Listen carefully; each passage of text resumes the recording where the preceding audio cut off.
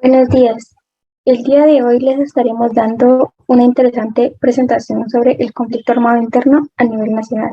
Nuestro grupo está conformado por María Alejandra, Mariana Michelle, Leila Dayanara, Silverio Josué, Dulce María y somos el grupo D.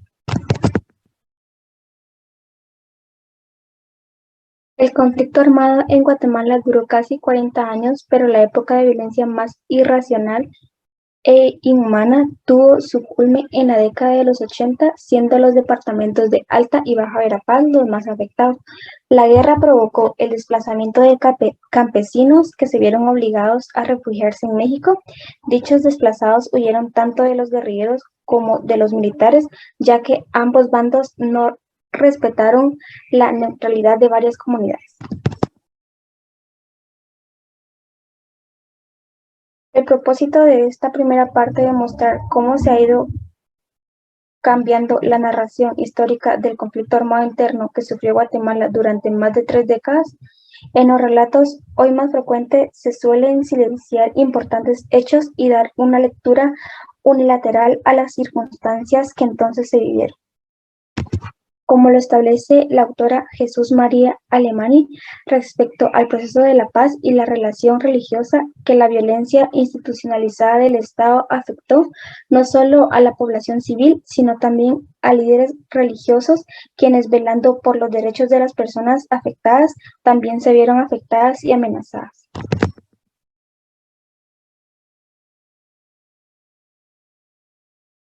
El conflicto se inició a principios de la década de los 60, cuando el 13 de noviembre de 1960 se realizó un fallido golpe de Estado con el fin de derrocar a Miguel Ydígoras Fuentes.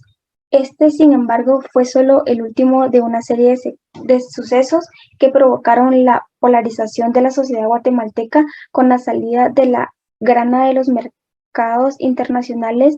El gobierno de Justo Urbino Barrios se vio obligado a producir café, el cual requería de grandes extensiones de tierra y de una gran cantidad de mano de obra a bajo costo.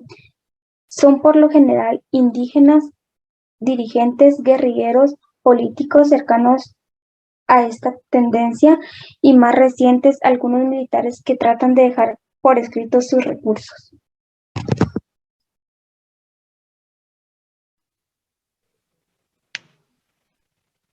Los acuerdos de paz.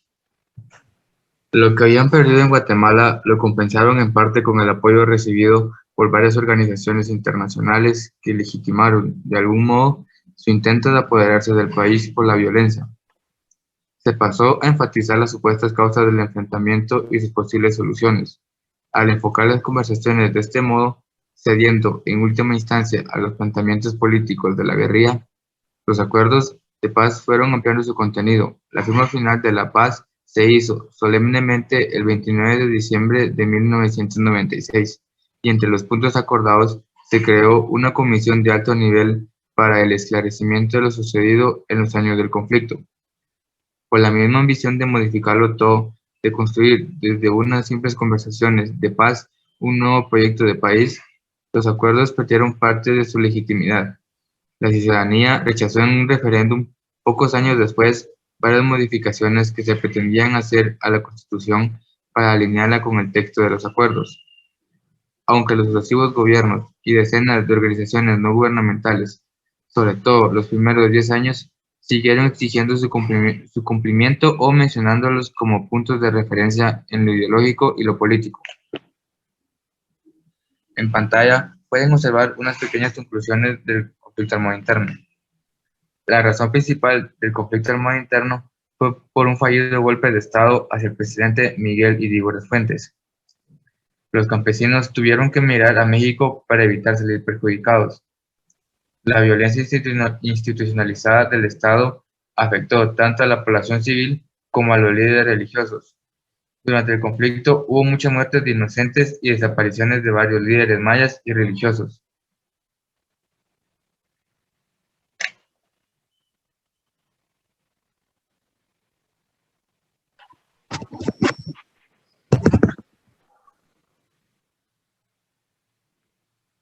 Históricamente y políticamente, el Estado se ha dirigido en contra de los pobres, los excluidos y los indígenas.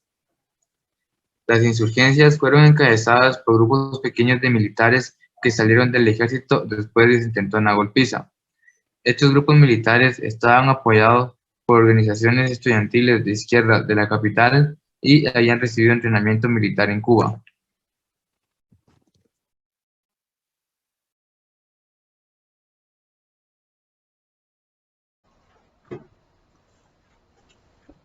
Recomendaciones. Una de las recomendaciones es recordar siempre los conflictos bélicos, que si efectivamente ha habido varios no tiene cuenta la pérdida humana. Quien no conoce su historia está condenado a repetirla.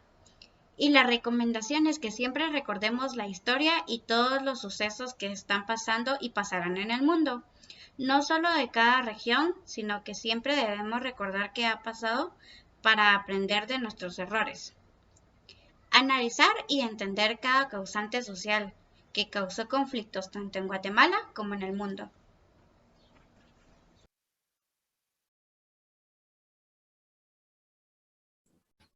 Conflicto armado interno.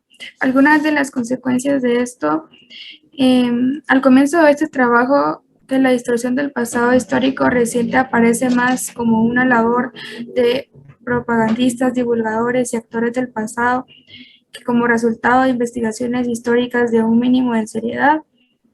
Lo característico de la situación guatemalteca es que la tergiversación del pasado surge de verdaderas compañías publicitarias, más que del trabajo de historiadores o estudios del pasado.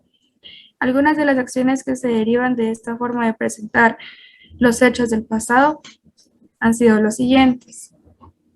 La recuperación de restos de las víctimas del conflicto.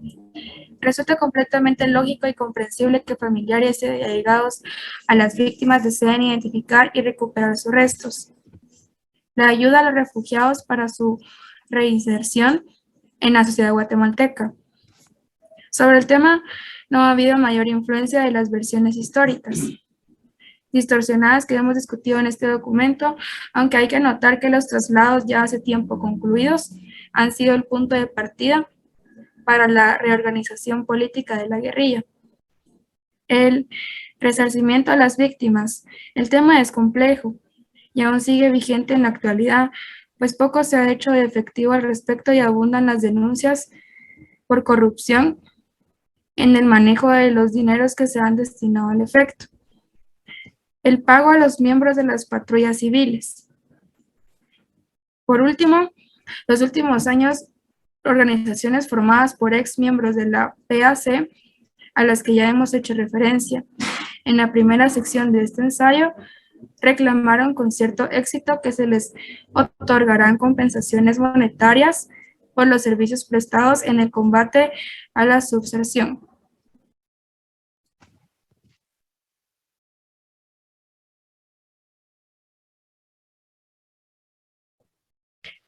El juicio penal a los responsables de violaciones a los derechos humanos.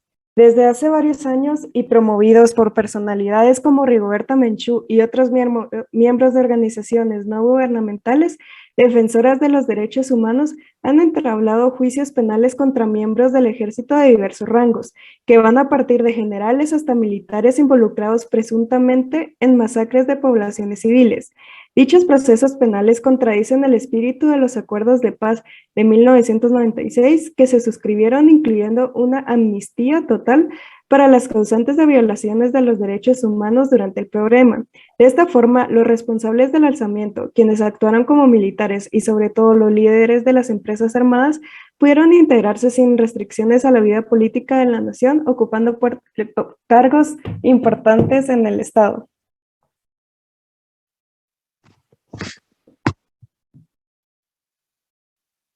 La promoción de ciertas políticas públicas. El problema interno nació por factores como la pobreza, la discriminación y la exclusión, por lo que se debe concentrar en combatir las causas que lo provocaron. Para tales objetivos se proponen políticas públicas determinadas que generalmente van en la línea de las que impulsaron en su momento los guerrilleros, reparto de la tierra por medio de cualquier tipo de reforma agraria que perjudique las características rurales, promociones de las lenguas indígenas, limitaciones al libre comercio, ampliación del sector estatal, leyes contra el racismo y la discriminación, etc. Poco han avanzado en este sentido los promotores de estas leyes y medidas específicas.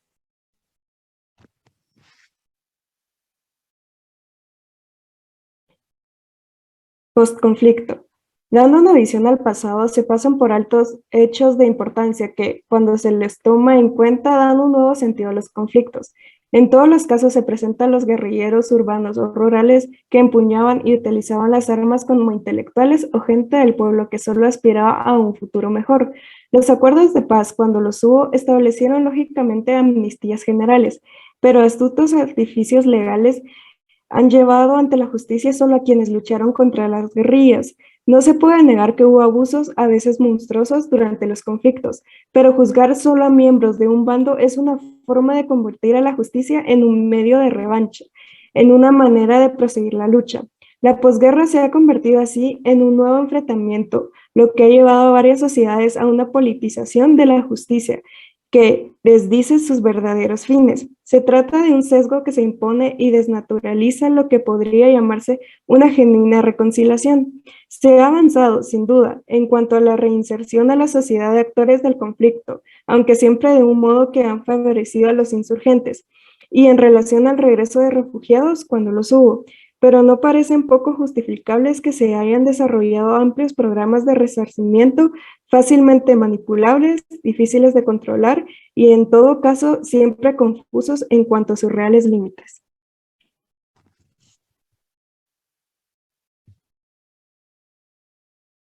Y eso es todo por hoy. Les damos las gracias y les pedimos por favor que en los comentarios dejen qué opinan de esta presentación y nos apoyen con un like, y a continuación les pasaremos un video relacionado al conflicto armado interno.